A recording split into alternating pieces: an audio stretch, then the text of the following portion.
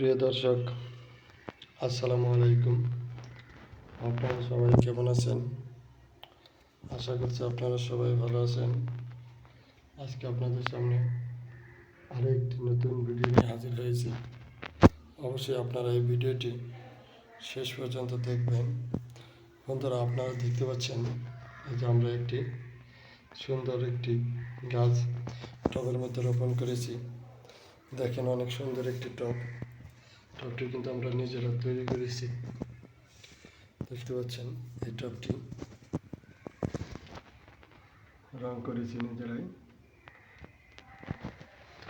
এবং এই টবটির ভিতরে একটি প্লাস্টিকের বালতি বসিয়ে দিয়ে তার ভিতরে মাটি এবং পচা শুকনো গোবর সার মিশিয়ে দেওয়ার পরে আমরা এই চারাটি রোপণ করেছিলাম।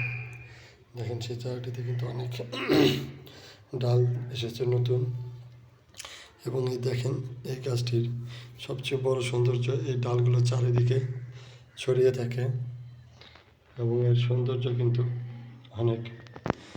চাইলে কিন্তু এই ধরনের গাছ আপনারা বাসার ছাদে, ঘরের সামনে, ঘরের ভিতরে, ফুলের টবে, ঘরের সামনে, উঠানে, যে কোনো জায়গায় আপনারা এই গাছটি রোপণ করতে পারেন। কারণ এই গাছটি অনেক সৌন্দর্য বৃদ্ধি করে থাকে। এই যে দেখতে পাচ্ছেন, এটার পাতাগুলো কত সুন্দর, ছোট এবং দেখতে খুবই সুন্দর।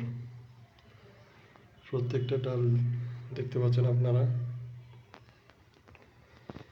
তো আপনাদের কাছে যদি আজকের এই ভিডিওটি ভালো লেগে থাকে, তাহলে অবশ্যই এই ভিডিওতে একটি লাইক দিয়ে চ্যানেলটি সাবস্ক্রাইব করে দেবেন।